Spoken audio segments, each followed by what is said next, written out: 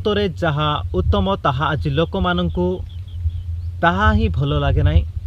किंतु प्रभुंकर वाक्य आमको शिखाए जो माने प्रार्थना रे जो माने आराधना रे जो माने वाक्य रे जो माने प्रभु भयर जीवन काटती से परि लोक मानकर अनुसरण करो बा उत्तम रास्ता रे तुम्हें गमनागमन करो। किंतु आज प्रियर भाई एवं भौणी माने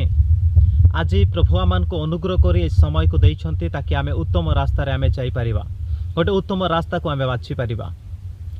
आज चाहेबो कॉलेज रो कथा हो चाहेबो स्कूल रो कथा हो बा जो कौन से कारण रो कथा हो ना कहीं जदि आम्भे माने उत्तम रास्ता बाछिबा नहीं